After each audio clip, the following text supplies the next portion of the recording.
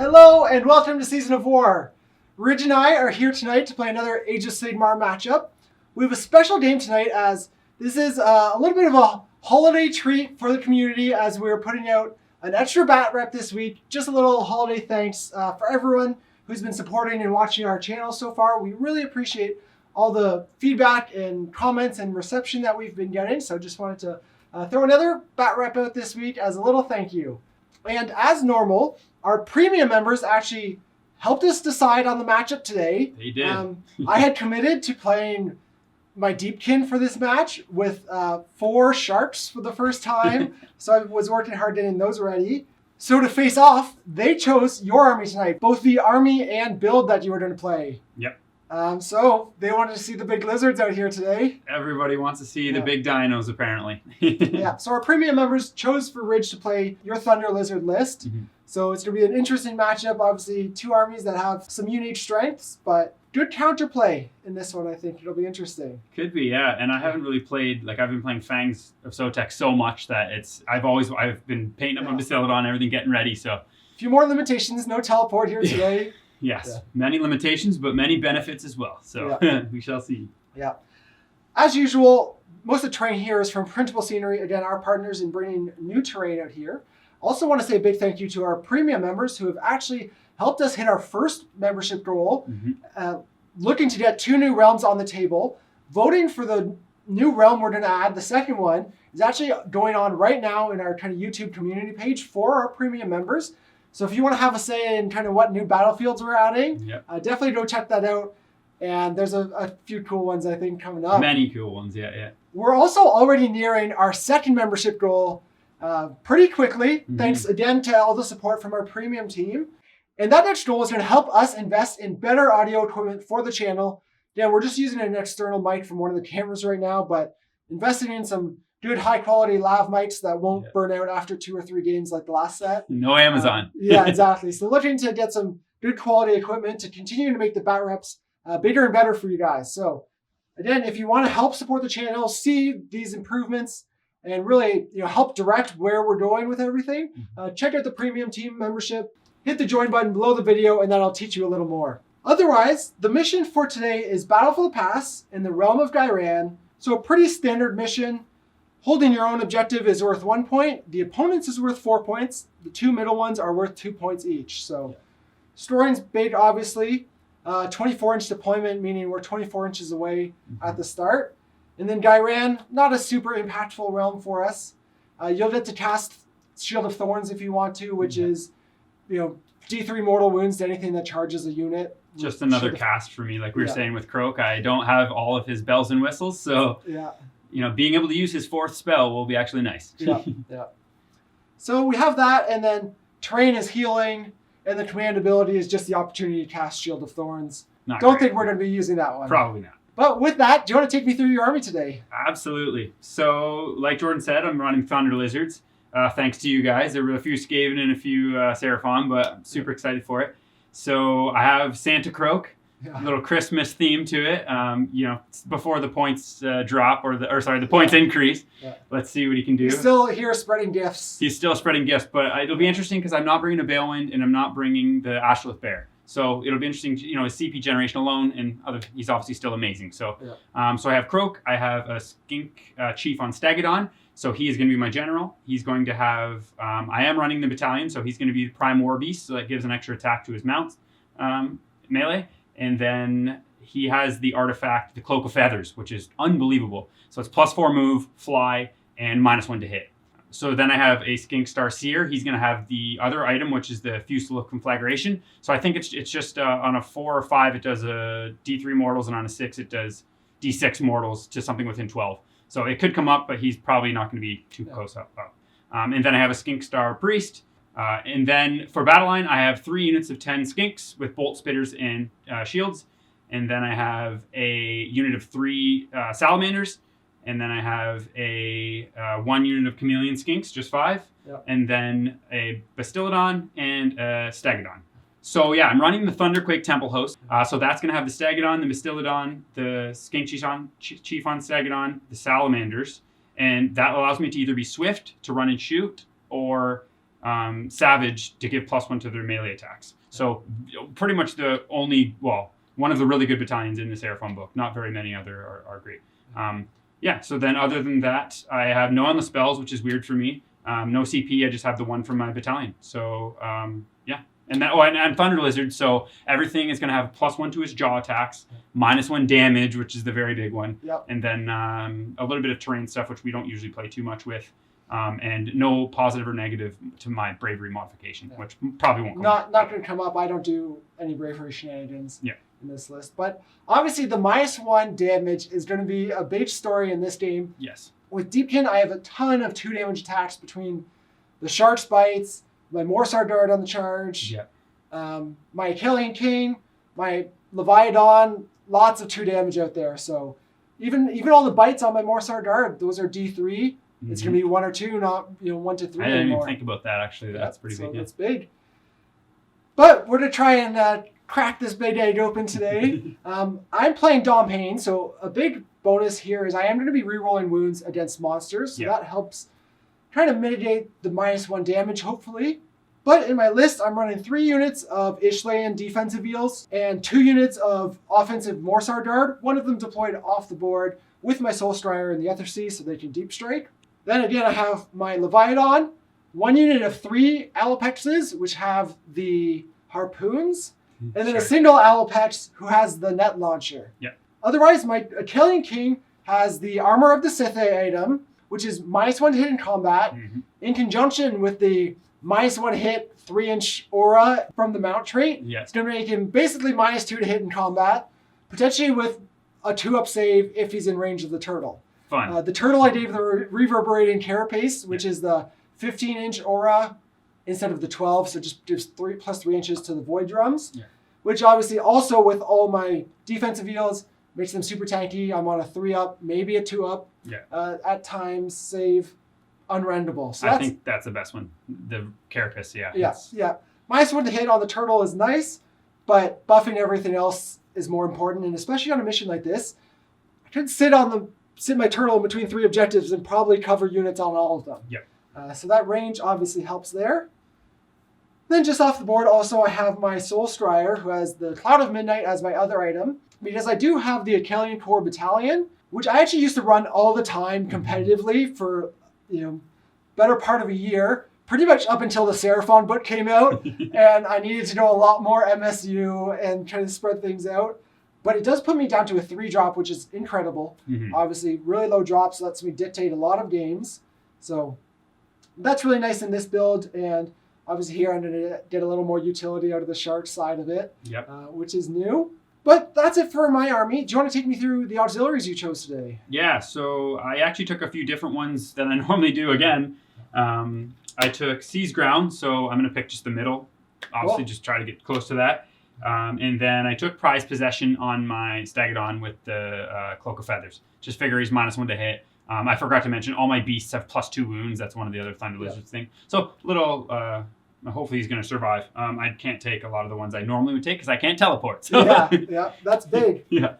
I similarly chose Seized Ground, but I'm actually going to choose my boat as my territory, as my terrain piece to end within 3 inches of. Again, we have to do that at the end of the fourth battle round.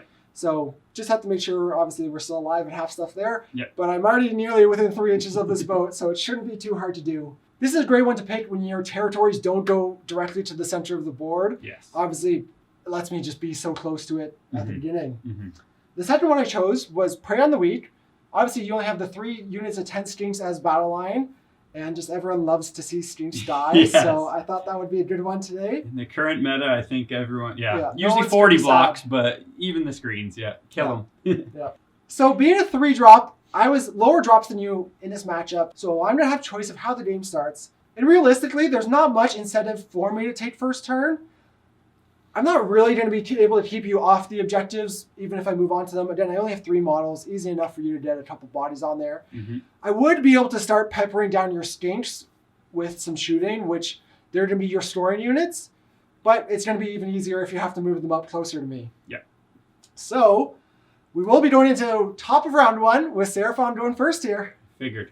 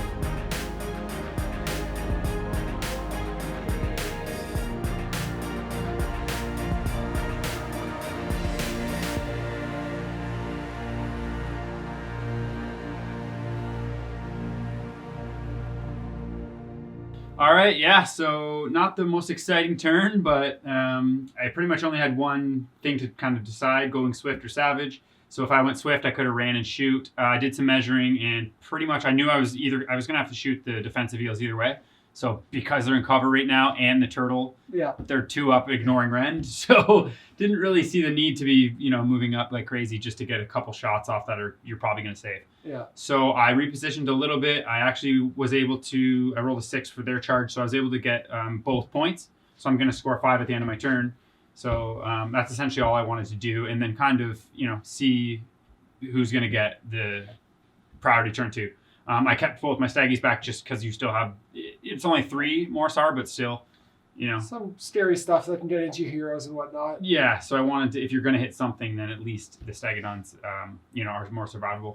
But other than that, yeah, I'm just kind of waiting. I moved this Sally's to the middle just, because I know with Deepkin, everything comes from the outside. So I learned very quickly to get your important stuff to the middle. We circle our prey. Yes, that's right.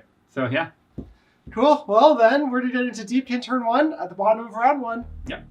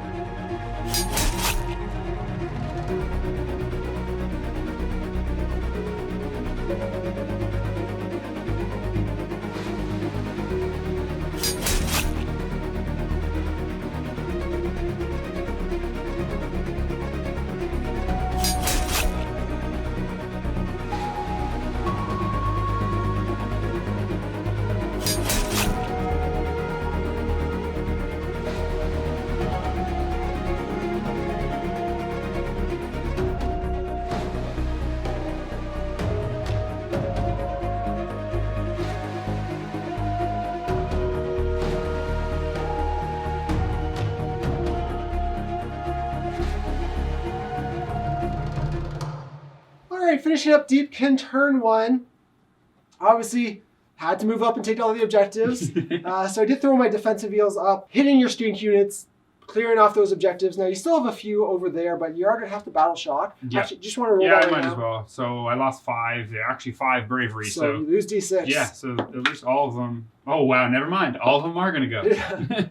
So my big goal on this turn, obviously I had, wanted to take all the objectives scoring wise, but really actually doubling down, and I've already stored my 1 auxiliary objective, Prey on the Weak, because I've now killed your 3 battle line units, killing 2 of them in combat and then shooting the other one off at range. It's really going to hurt you on storing. You don't have any summoning in this build, and like your salamanders are your biggest unit, but you don't have more than 1 or 2 bodies. Yeah.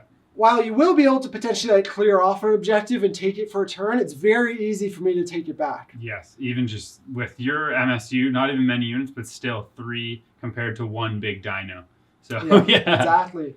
But moving up as aggressively as I did, it actually opened up my army a little bit in terms of the damage I might be able to take. Now, one of the big things people are scared of with the new Deepkin changes is the turtle, again, making these guys a 3-up or a 2-up unrendable. Mm-hmm. We can already see here, turn 1, to take all these objectives, I've already moved my defensive eels out of that range. Mm-hmm. So at this point, there's no benefit. I'm not getting the buff from my turtle. I'm not in cover. I'm back to my 4-up unrendable. So you can really see, while it is strong, if you are able to position, as soon as you have to spread out in any capacity, it's really tough to keep in those ranges. Now, I could have ran my turtle and potentially kept one of the sides in that range. Maybe that would be something worth considering, but in this case, I wanted the shooting output. Again, helping take out that big unit of stinks. Trade-off is I lost the kind of defensive buffs of it. Being able to give away priority really set me up.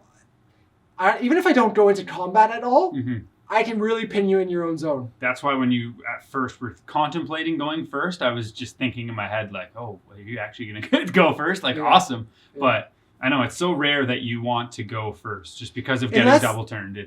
Exactly. Unless your opponent makes a big mistake and can capitalize on something. Yeah. And I almost thought I might be able to, but with the position of your stinks, you were going to be able to get on the objectives even if I shot stuff off. Yep. But there is a priority roll. Yes. So I'll start off with a big 6. And I roll a 5 even too. Wow. Yes. So I do win priority here. Yeah. And again, generally I would want to give this away, especially being able to set up potentially the double from 2 into 3. But here I can completely limit you to storing 1 point in your next turn. Besides, you might have a shot at throwing some chameleon stinks in. Which you'll be able to... as long as you can screen out one from that. Exactly. It shouldn't be too tough. No. You'd have to make a charge and then survive in combat. Even if I sacrifice something like my defensive eels and just keep other stuff back. Yeah. You can pin and you can do all that. Yeah. Even if I'm not in combat, you won't get to move. You're not going to get to move. So obviously that's what I'm going to go for here. I'm going to take the turn, limit your movement. You're going to be able to shoot those guys off potentially. Just worth trying to pin you in.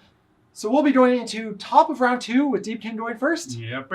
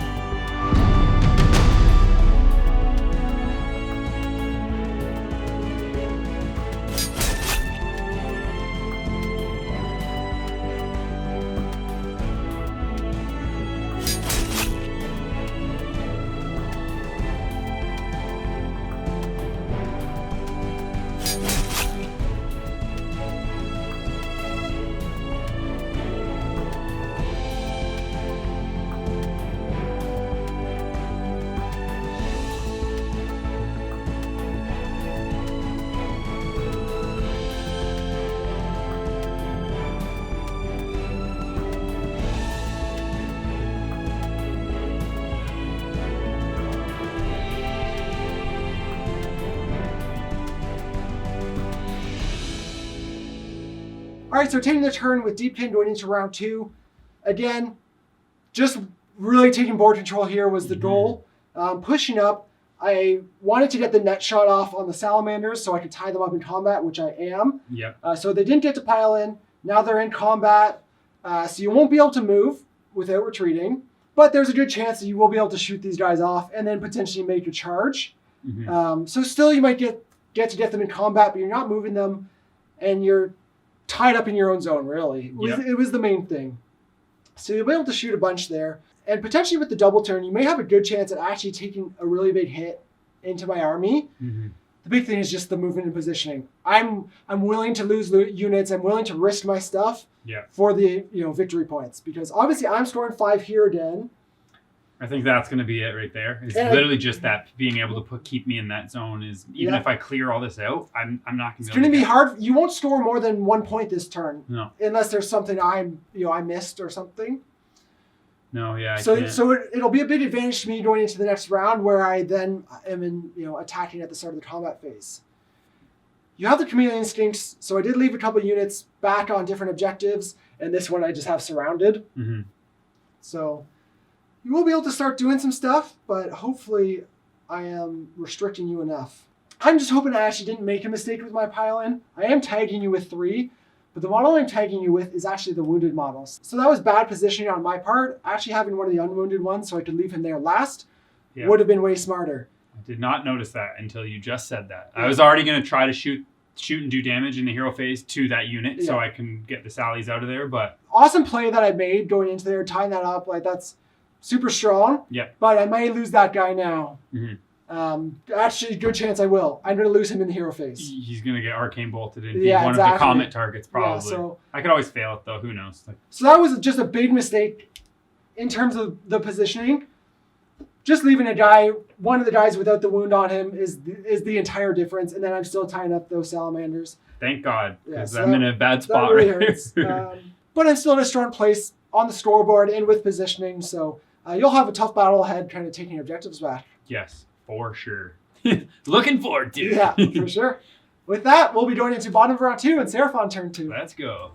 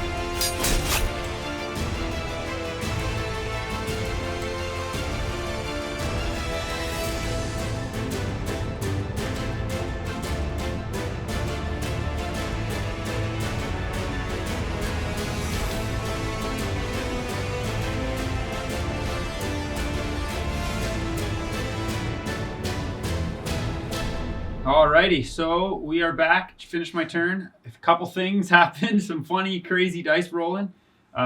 So essentially, going in, I wanted to try to at least get this point here, just because I know if I'm only score 1 here, I'm in trouble. Yeah.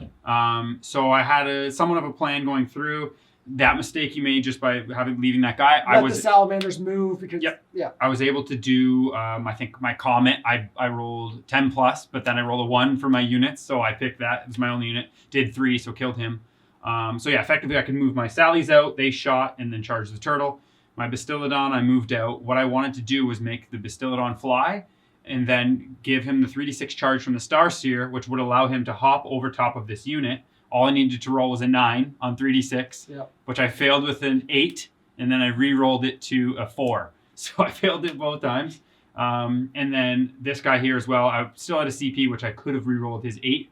He needed an 8 to charge into here, which I think he rolled a 7. So he was 1 short too. Yeah. So the plan was to get the Stegodon charged into here. Get on that objective with him. And the Bastiladon to go over, and then I would have had 2 models on here, and I would have got this point. Would have been tough though, because you both have to get on that objective and kill the other stuff, because if you had tagged the Warsaw God, they could have spun on. So it was a long shot. It was a lot. But you were doing everything you can to try and get points. Yes. Because that's obviously gonna realistically be where you lose the game. Yes. And you're now behind 4. Yes, which is tough. And the other thing though, so they are very strong on the charge. This dude was buffed up to the tits. Like he's +1 from his mount, +1 from the constellation, and +1 from the artifact. So he's +3 attacks on all of his profiles. He had 20-something attacks. Again, just funny against the 2 eels that were there. Defensive eels. I did like 4 damage after it all. It was but that's obviously the strength of the 3-up unrandable save here. Yes, and we even saw this guy surviving. He survived the same kind of barrage of. I am gonna have battle shocks. Oh, I forgot about that. So I would like to keep these guys around. I think I'm outside of 12 from my general there. Do you want to check that for me? No, you're good. It's close, but you're good. Okay. Well, I'm -2, so it's like, do I want to roll it? He gives -1 I have 3 brave. command points. Oh, you did -1 brave. Wait, no, he doesn't, because I didn't cast that spell on him. Okay. So, no, he does not. Well, I'll roll this one to start with. Okay. He rolls a 4. He's perfectly fine. And you have the banner too, so they reroll. Yes. Yeah. That's where here the banner, I again would be looking for 4s. I get to reroll. But tying that guy up actually wouldn't be that big, because you can easily shoot him in hero phase and then still move. If I get the turn. So there's no reason for me to spend the CP here, because you can easily take him out. Yeah. He's fine. Yeah. So you'll have to put the effort into it. Yeah, and we were just talking a bunch about exactly that. Like if I don't get turn here, it's really bad news bears. Yeah. Just because of obviously like clawing back point wise. But if I do, everything is kind of within the 10-inch for Croak. Yeah. And that's where, even with knowing you had a chance at the double and could kill a lot of stuff, nearly killed my turtle. Yeah. I'm fine with you killing stuff. I'm just playing for points here. Here, actually, with priority, is more about just whether you can finish off my wounded units in the hero phase. Right now, my turtle and my 2 single defensive eels are nearly dead. You could easily kill them in the hero phase. Mm-hmm. But if I went priority, they're still kicking around and doing lots of damage. Or if I roll a 1 on the D3, right? Yeah. That all depends. But I think most common thing said in this channel, I really need this one. It's always like, I need this double turn. I don't feel like I need it. It would be nice. Yeah. Because I could kind of mess with you. Obviously, I have the advantage now of it is my high tide turn, so I could mess with you. Yeah. I don't need it for this game. I again positioned in such a way where I was okay with the trades that you were to take. You would have to spend time chewing through my stuff, and now you're going to potentially get on that objective. Maybe you get on both of these, but you're in a pretty weak spot. Yeah. Yeah. Cool. So yeah. Roll it. A 3 for me. Roll a 1. No. So no reason for me not to take it here. Just get to do more damage, get a full attack round with the turtle before he dies off. Yep. Just get to keep messing with you. Mm-hmm. Retreat out of combat with some stuff, send other things in, and I get to have some fun. Yeah, right? You do. Yes. So we'll be going into top of round 3 with Deepkin going first.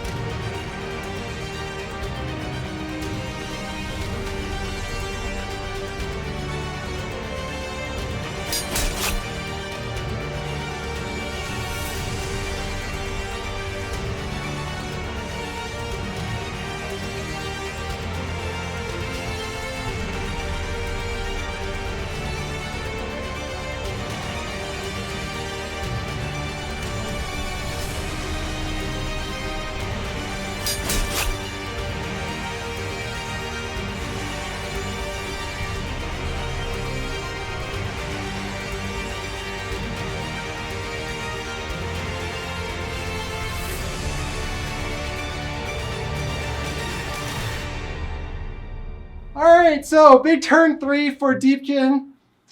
Again, would have felt okay not getting priority here, but getting priority allowed me to just really take it to you on the high tide turn, attacking first, getting to buff up my sharks. Yeah. So I ran the big unit of 3 sharks with the intention in this matchup of putting my buff on them. Yeah.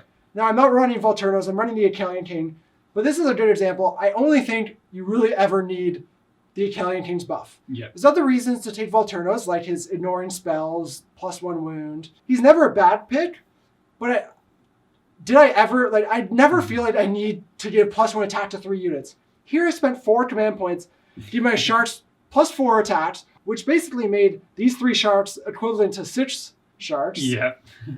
So they went in very ferociously, as we can see from the outcome, kind of tore the Sallies apart, got a couple wounds on the Bastiladon. Yeah. Also using my mortals for my 2 Morsar Guard and my impact hits from my Achillean King to like soften up his armor save. Bracket it so I could rend him. Exactly. That was huge. Yeah. But you're absolutely right with the not needing Volturnos for more of that. Like that was Exactly. Like Yeah. what more do I need? I've pretty much run the Achillean King primarily for 2 years competitively. Yeah. I've never lost a game because I needed more damage on turn 3. Yeah. And just for viewers, that gives what? Volturnos gives just Volturnos, 3? yeah, gets to choose 3 units with his command ability rather than just 1. So Yeah.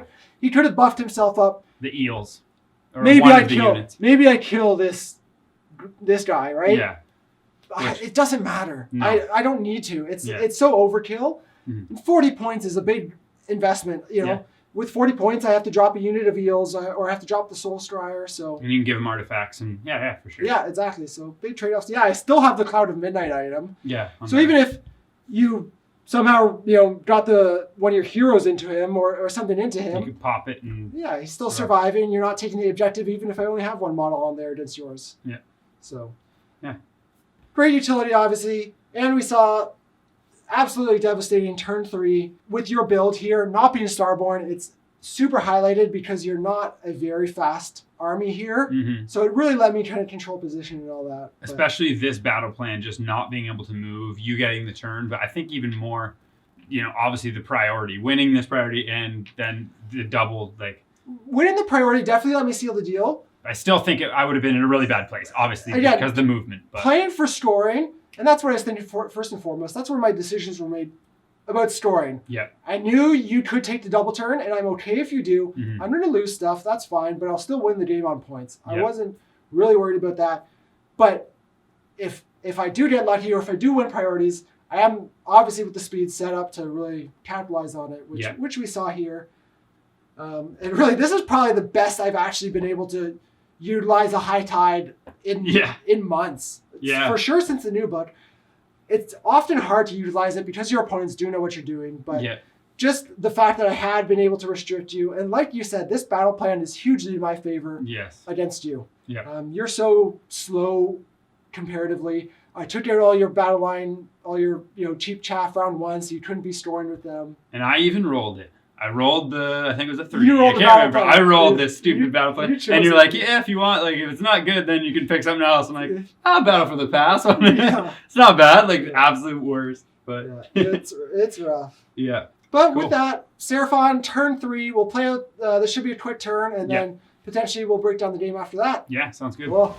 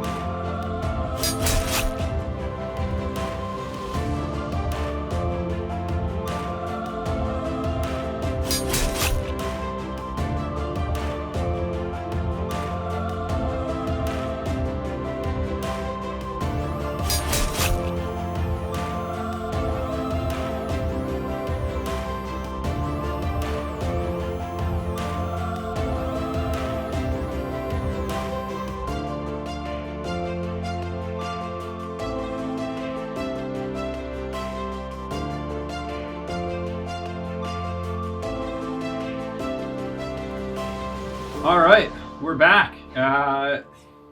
Did some work. Trying to make a game of it. Trying to make a game. Yeah, no, we're kind of looking at the objectives and looking at everything. I was able to take out the shark in the hero phase. Turtle? Yeah.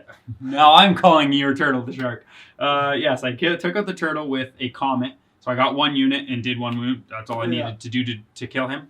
So that allowed me to bring down my chameleons down to take that point, which I needed. I was kind of going for, I did everything juicing up this Stegodon as well. I charged in, killed some eels here. Croak actually did, everything being within 10. Obviously, still devastating having Croak. Because I did win priority, I threw everything into your zone and onto your objective, so you were in range to just blow up. Yeah, so Santa Croak did some damage, but some might say a little late, whatever that term is, too little, too late. There you go. Yeah, yeah. So I pretty much did that. The sharks are all still on full wounds, and you got a unit back here full wounds. So we were just chatting, kind of. If I can get full points and have a chance. You did 3 wounds, so one of the sharks is on 5.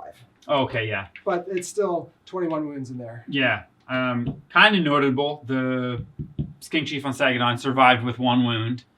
Was doing actually a lot of some good work on the killing. You did 3 wounds. Yeah. But that's with a -2 to hit, so that's not too bad. Yeah, it was 5s, you were rolling 1s. You rolled a lot of 6s with your attacks. And then my wounds were just, Anyway, and over here it's going to be tough because I need to be able to shoot him off or something in the hero phase, so I'm able to charge into the Tidecaster, or the Soul Scryer. But my Soul Scryer has the Cloud of Midnight, so you want to force him to use that in shooting. Yes. Oh, yeah, so I do need to take... I didn't think about that. So the hero phase, I will need to do enough mortals to him. You have to clear the king so that I'm worried about your shooting. Yeah, you're right. Or I might try and tank his shooting because his combat's better. Yeah. So if his shooting doesn't kill me, his combat, Yeah, so and I was saying too, the Starseer will be able to get some shots at him too. Yeah. Either way, and this is all bearing I win priority. Yeah. So. And you also are positioned here with your chameleons where you could just run on and take this objective with bodies. For 4, yeah. So mathematically, you're not out of it. It is very tough. The real issue is the 3 sharks. So many wounds in there. You're great at chipping off a few wounds off of a lot of units. Yeah. Here, I have 21 wounds in one spot. That's a little tougher. It's not going to be 27 bite attacks, but it's still, they're going to be able to probably take care of Croak. And even if I have 1, I can sneak back onto this objective. Yeah. You're down 10 points already. Yeah. So you need to, it's tough, but it's not impossible. You can actually come pretty close. Yeah.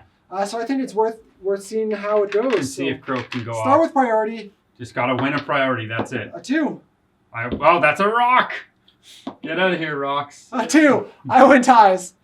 So my God. We'll end it here. This is a story of me not winning priority now. That's usually Jordan's thing.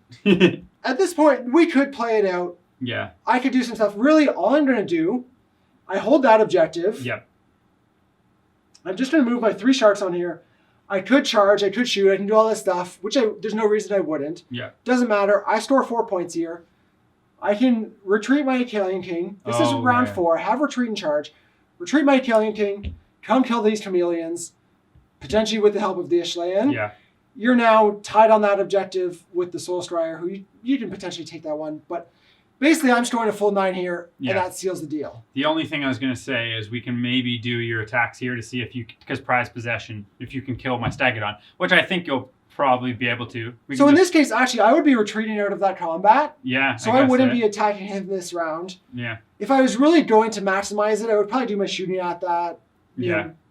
And you could try to kill Santa Croak, but he's probably would survive from Christmas Spirit. So. But in this case, where there is mathematically still a chance for you to do it, I mean, these guys could probably kill the chameleons. Yeah. So I'm not. Maybe I leave him in the combat there. So let's roll that out real quick, like you said. Just to see. I put the Ishlean in here. They'll deal with them.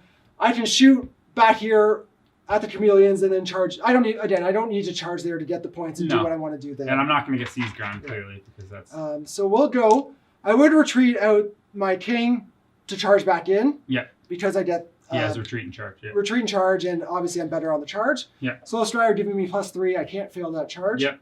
I would also do 2D on a 2-up. I do D3 impact hits. There you go. That's a 1. So he's still alive on his 1 wound. Obviously. -1, but they all still hit. Yep. Reroll wounds against monsters. So as 3, I run 2. Yeah, so I would still have Mystic Shield. Yeah, so he'd be dead. Yep, so takes 6 wounds right there. Yep. Reduced down to 4. To 4 wounds. But lets me for sure kill him, denying you that auxiliary objective. Yep. Also denying you probably any chance at taking this one. Yeah, you would kill the chameleons for sure, and actually, you could run one of these heroes, because I'm not killing both those heroes. One of them you could... I don't know if they could even... So he moves 5. Yeah, he could, actually. There's a good chance, again, especially if I'm moving up onto that objective to have 3 bodies. And I can make it a 6. It'd be my turn. So actually, I would be able to get one of those heroes. And they both fly, so yeah. So just working through the auxiliaries, you would be able to get your seized round at the end of round 4. Mine over here, Ishlan, I can easily position near my boat. I can move my... charge. You just charge them and then keep them close, yeah. So pretty easy to do for me. Pretty decisive win. Because I got the turn, it let me... not only win on points, but kill a lot of your stuff. Yes. I think it just comes down to the end of the day. It came down to very low model count, being kind of not pinned in, but like, well, essentially, yes, pinned into my own deployment, and not winning priority. You can't really can't really win much when you have those. Hey, I've gone many events without winning a priority roll. Yes, you have. Yeah, but you have mobile Deepkin, so yes. Yeah, obviously here, a very big advantage here on this mission in particular with the speed and mobility. The shooting is also a huge help. Yes. Adding that into my list, getting to shoot off a unit of skinks I didn't have to charge, keeping me a little bit further from your threats. Killing the skink priest and shooting. Round 2. Yeah, just the output obviously is... The extra balance is great for Deepkin. Now, looking at the 3 Alopexes, only 10-point difference from 6 Morsar Guard, which is the offensive eels. The offensive eels actually scale way better with the extra attacks. Giving plus 4 attacks is like 18 offensive eels rather than just doubling. Yeah.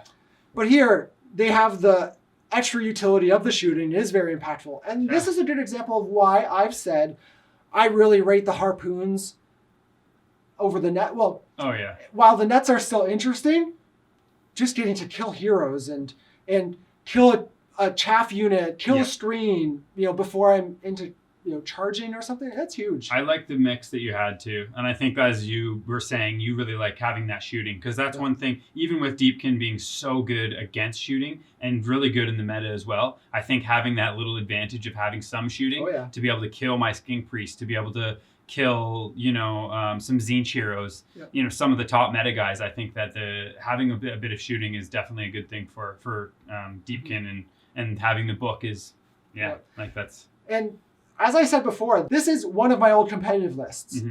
The only difference is adding these 3 sharks in place of 6 offensive eels. Yeah. Again, only a 10-point difference, but it's just so much extra utility. Now, everything got a little bit better with Morathi, which makes this more viable. Before I just ran the single shark just as a battalion requirement, but here it actually is really valid and worth a while. Yeah, not just attacks. You're using the shooting, which is really good. Even the harpoon, though, like I said, one harpoon shot, that not allowing the sallies to pile in, it's great. It's been done in one of my TTS tournaments. My 40 block of skinks got hit with the harpoon. Like, that was unbelievably good. Yeah. So and it definitely has play. It's definitely worthwhile. If you're only taking 1 shark, go for the net. The shooting output isn't worth it. But getting something with volume of shots is very big for Deepkin. I have 20 shots at 3s and 3s, 1 rend, 1 damage in this list, which is very significant. Yeah, other than that, I'm just sad that Ho Ho Ho Santa Croak couldn't do it for his lizard boys, and sad for the subscribers that voted for this army for me. Sorry, guys. I did my best. It's definitely worth noting, though, this isn't necessarily the most tuned list on your side. Yeah. As you said, you'd still probably throw in a 40 block of skinks is still big. And again, this is one of your first games with this list. Yep. My first game, I haven't ever played the big dinos, so it was a fun kind of learning curve, but as well, like you said, the 40 block of skinks is huge. And actually a tough matchup for you. Not only a tough mission in this situation, but it was a tough matchup because I'm great against monsters. Yeah. Most opponents, that's nice, it's cute. Yeah. But here it's really impactful because you do have those 3 big guys. Yeah. Yeah, we'll have to see a game soon with your Starborn again, 2 heavy hitters going off. Yeah, we've been talking about that. My new, pretty much newest tournament list kind of that I've been running lately. And but the FAQ, we're going to see. Exactly. I'm also curious for that. So we'll see. probably see that matchup after we see the changes. Yeah, that'll be fun too, just to see how many points Croak is. Yeah, and maybe if Sylvaneth did enough of a buff, we'll see a Seraphon Sylvaneth matchup. No. Well, it'll be a great comparison to see if the changes from the GHB were impactful, because we know Sylvaneth needs changes and we know Seraphon needs changes. Yeah. We'll be able to judge if the changes were enough, so you guys can look forward to that matchup as well. Maybe we'll do 2,500 points of Sylvaneth versus 2,000. That's just maybe 1,800 of Seraphon. That we have to talk about that. But with that, just want to say a big thank you to everyone for watching. I hope you enjoyed this extra little holiday special battle report that we've put out. So, Rich, thanks for coming down. It was a great game. I hope you enjoyed your first taste of Alapexes. Well, it was their first taste of you. Absolutely, I did. Yeah, Merry Christmas to everyone. I want to definitely say that. And thanks for everything. Yeah, really appreciate all the support we've got, and especially from our premium subs who are a huge part of this channel, making everything happen, letting us know what they want to see, and really how best we can build for the future. Yeah. So until next time, happy holidays. See you guys.